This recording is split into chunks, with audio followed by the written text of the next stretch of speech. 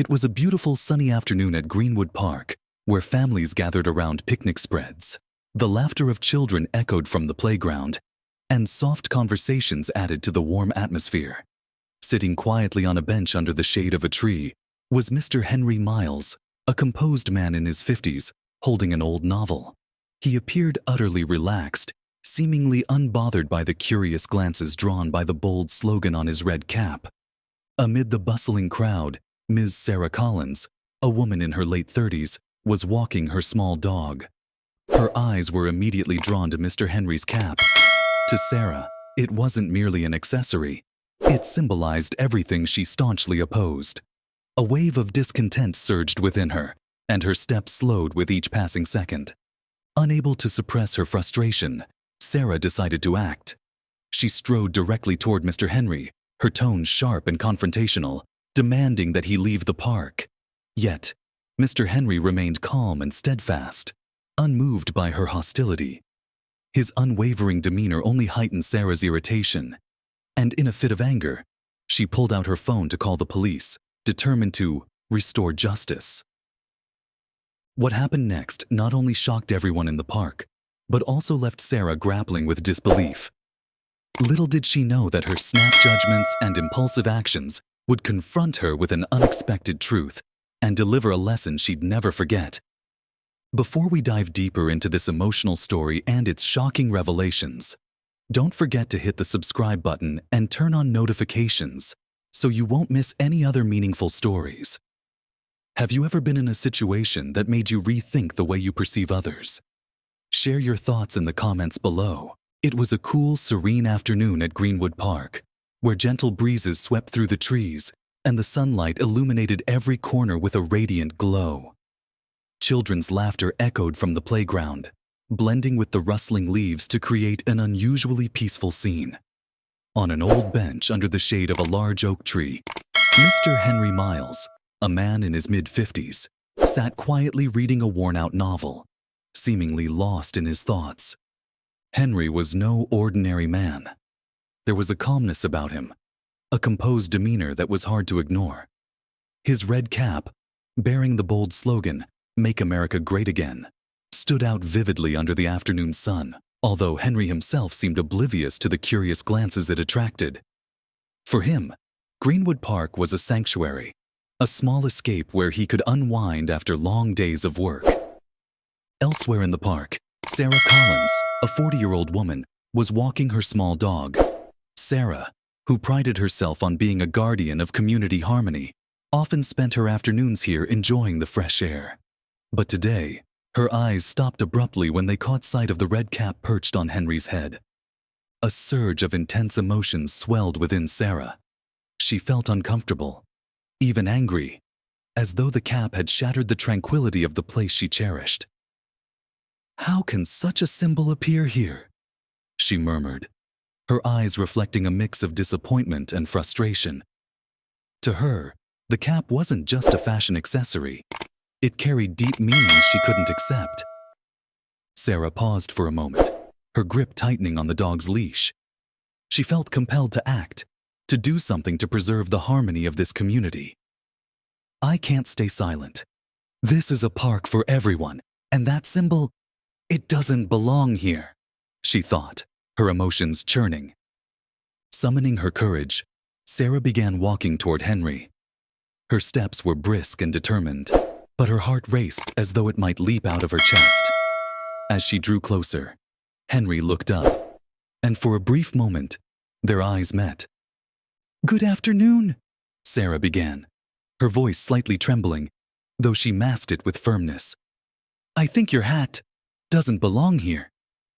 Henry raised an eyebrow slightly, set his book on his lap and offered a faint smile. "Good afternoon," he replied, his tone calm and polite. "I'm just sitting here reading. I don't think I've done anything wrong." But Sarah wasn't deterred by his words. "That hat," she said, her voice rising slightly. "It makes people uncomfortable. Don't you think that's inappropriate? We're all here to enjoy the peace, but you're disrupting it." Henry straightened up, his gaze meeting hers with a serene steadiness devoid of anger. I understand how you feel, he said gently but firmly. But I'm just sitting here, enjoying the afternoon like everyone else.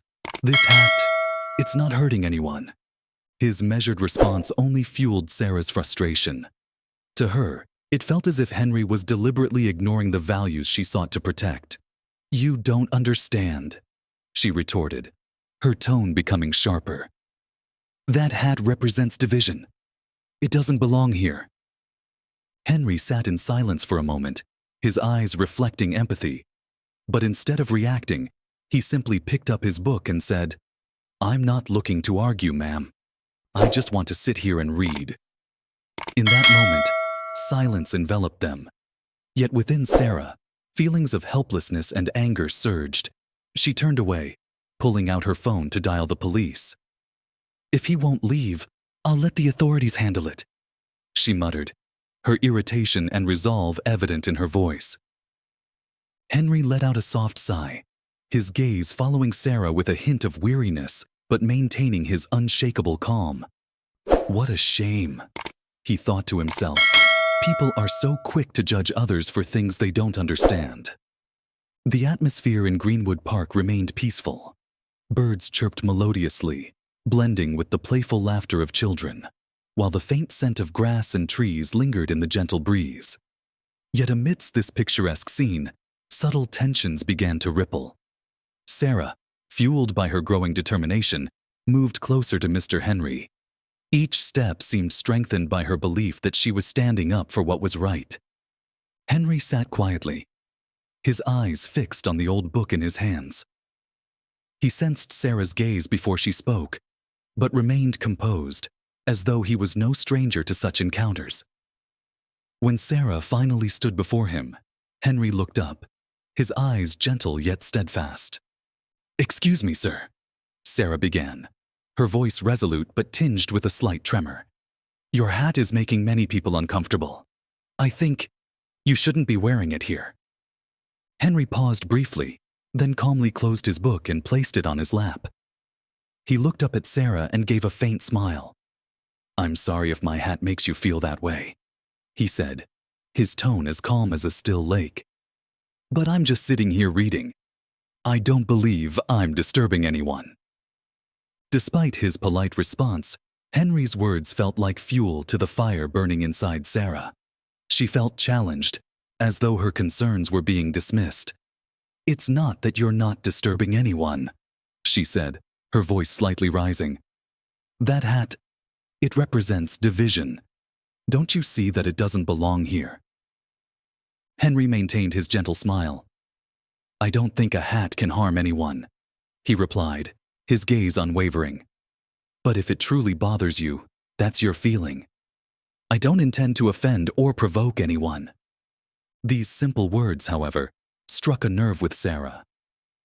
You just don't understand, she said, now unable to hide her frustration. This hat, it brings back terrible memories. It makes people here feel unsafe. You can't just sit there and pretend it doesn't affect anyone. Henry sighed softly, a hint of sadness flickering in his eyes. You're entitled to feel that way, he said, his voice still gentle but firm. But you must also respect the rights of others. I don't think I'm doing anything wrong by sitting here and reading. The air between them grew tense. Though their exchange wasn't loud, it began to draw the attention of nearby park-goers. A few passers-by slowed down to observe, curiosity evident in their glances. A group of young people nearby discreetly pulled out their phones to record the interaction. Sarah, realizing she was now the center of attention, felt she couldn't back down. To her, walking away would mean accepting the presence of something she believed was fundamentally wrong. You don't understand the meaning of that hat, she said, her voice growing sharper. It's not just a hat. It's a symbol of injustice, of pain. You're deliberately provoking everyone here. Henry raised an eyebrow slightly, showing the first sign of irritation during their exchange. However, his voice remained calm.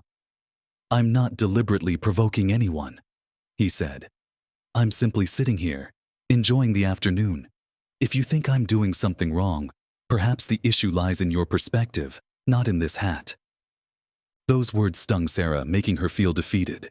She turned away, pulling out her phone and dialing the police. She muttered under her breath with firm resolve, almost as if convincing herself, "If he won't leave, I'll let the police handle it." Henry watched her for a moment, then let out a quiet sigh. He reopened his book, though a hint of sadness lingered in his eyes. "It's a shame," he thought to himself. "People are so quick to judge one another over such small things." Sarah stood frozen, the once refreshing air of the park now feeling suffocating in her chest.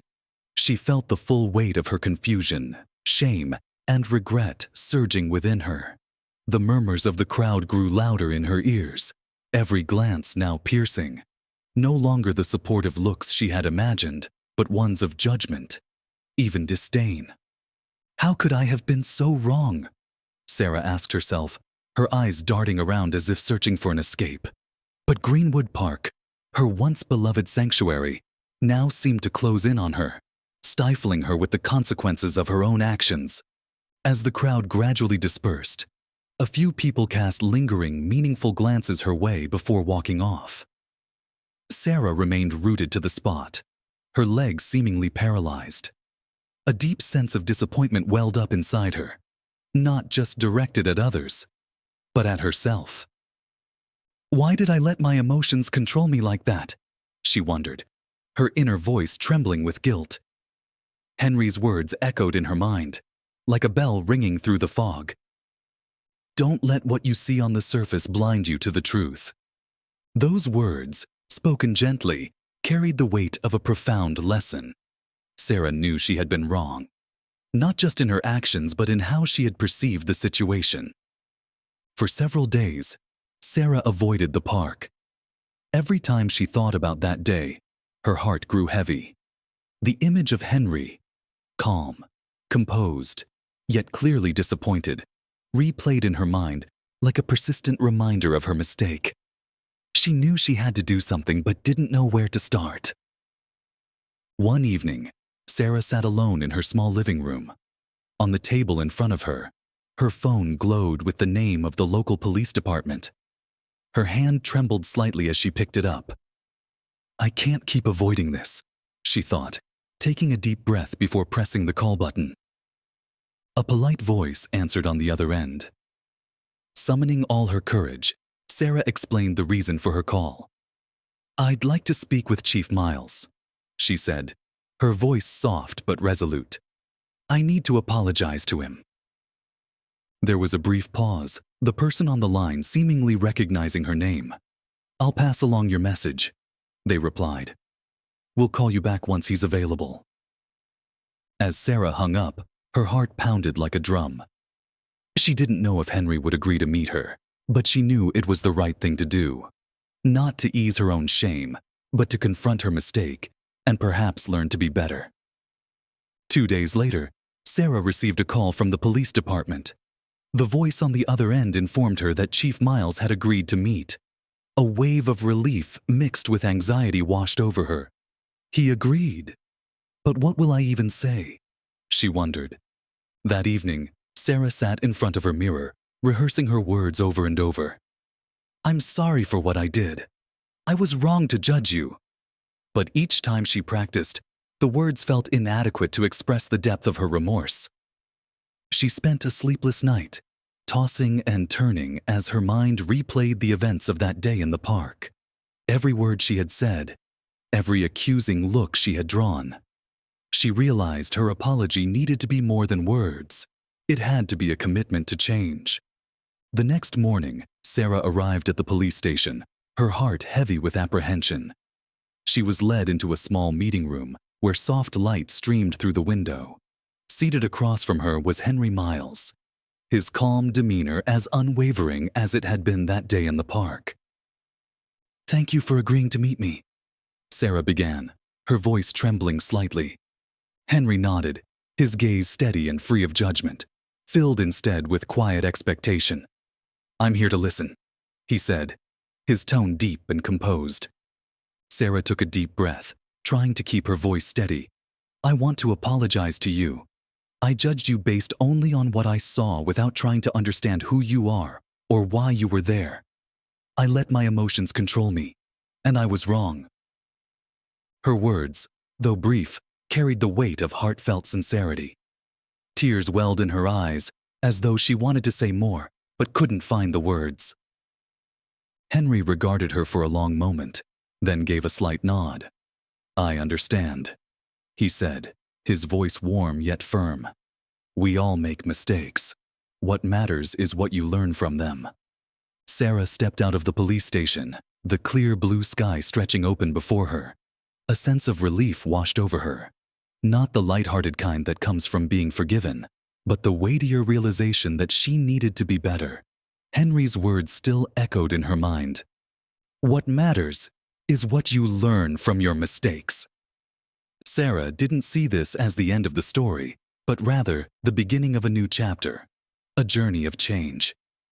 In the days that followed, Sarah began to view life through a different lens. She spent time reflecting on her actions and the prejudices that had driven her to react so impulsively. She realized that in her rush to judge, she had missed the opportunity to understand another person and their story.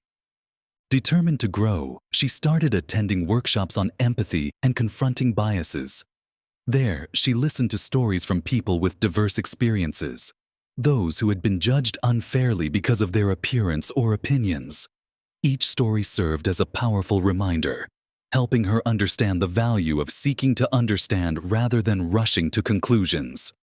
Sarah also made the decision to return to Greenwood Park, the place that had once felt like the stage of her mistakes. But this time, she walked in with a renewed perspective. She smiled at strangers, played with dogs, and delighted in the laughter of children. Every step she took in the park was a reminder of her effort to become a better version of herself. As for Henry Miles, while he didn't dwell on the incident, he didn't forget it either. He used the experience as a teaching moment in his community discussions. At each gathering, he shared the importance of empathy and how overcoming biases could help build a more harmonious society.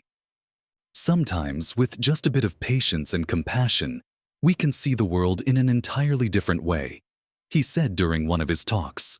The story at Greenwood Park has come to an end, but the lesson it leaves behind resonates endlessly. From a serene afternoon filled with children's laughter and a tranquil atmosphere, Sarah Collins, a 38-year-old woman, found herself entangled in an unexpected confrontation with Mr. Henry Miles, a composed man in his 50s, due to her misunderstanding. Through it all, Mr. Henry's patience and respectful demeanor helped Sarah realize that the prejudices we carry can often blind us, making us forget the importance of empathy and kindness. If there's one thing to take away from this story, it's the power of change. Sarah learned to face her mistakes, make amends, and gradually become a better person. Meanwhile, Mr. Henry continued his work, not just as a police chief, but also as a source of inspiration, imparting valuable lessons to his community. Have you ever had a moment that made you stop and question whether you've judged someone fairly? If so, what did you learn from it? Share your story with us in the comments below. If you loved this heartfelt and transformative story, don't forget to hit the like button, share it with your friends, and subscribe to the channel so you won't miss more inspiring stories. Thank you for watching, and see you in the next video.